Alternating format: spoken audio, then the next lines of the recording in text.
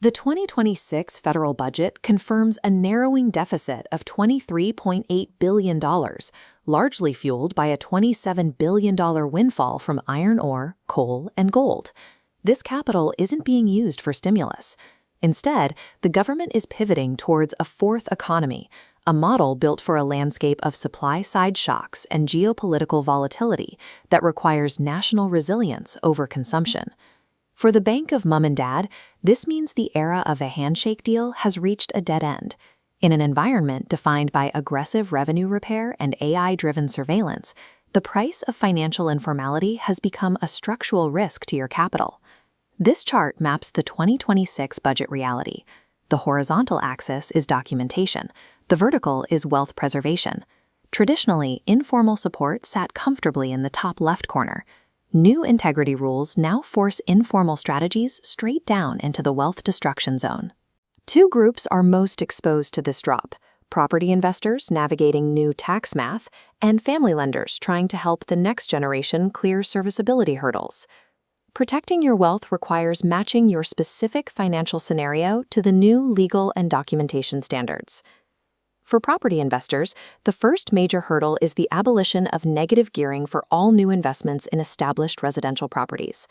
Rental losses on an older fixer-upper can no longer be offset against your salary, removing the traditional cash flow advantage of existing housing stock.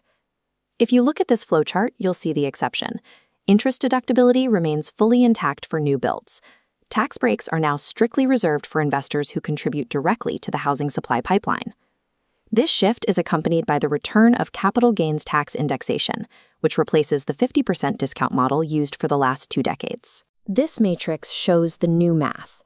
Under indexation, you're taxed at your full marginal rate, but only on the portion of your gain that exceeds inflation.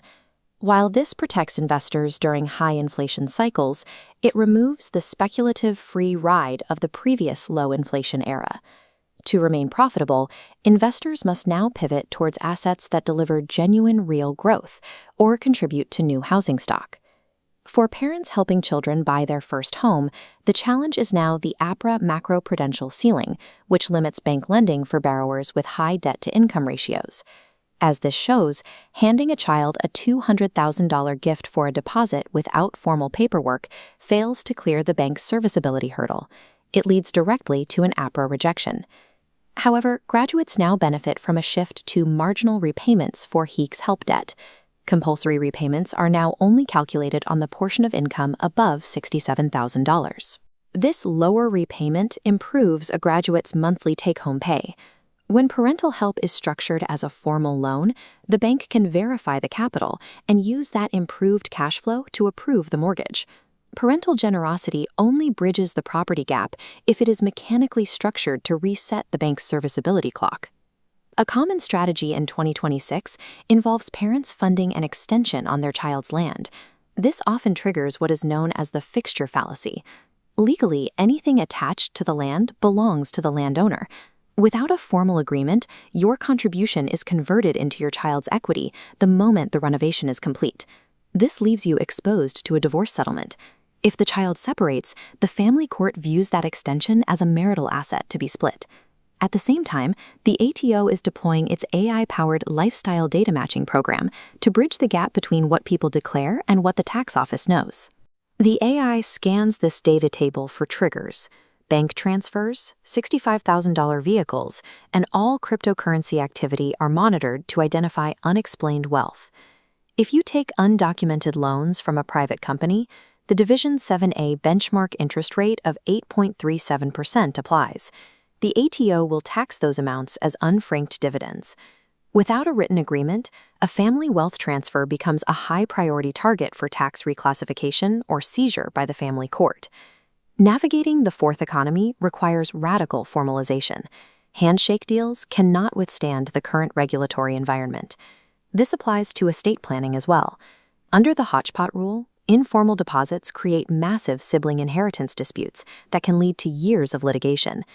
This audit checklist identifies the 3 vital protections you need: an APRA-compliant loan document, clear estate instructions, and active divorce protection. A formal, legally binding loan agreement systematically addresses all 3 of these risks at once. Professional documentation is the only effective shield for protecting intergenerational wealth from tax and legal claims. ChipKey provides the digital infrastructure specifically built to manage the complexities of the fourth economy. For $4.95, the platform generates the audit-ready contracts and transparent repayment trails required by the ATO and mortgage lenders. This guide is for informational purposes only. You should always consult with a qualified solicitor or tax professional to understand how these budget changes impact your specific estate and tax obligations. Convert your family support from a compliance liability into a legally protected asset. Use ChipKey to formalize your contribution to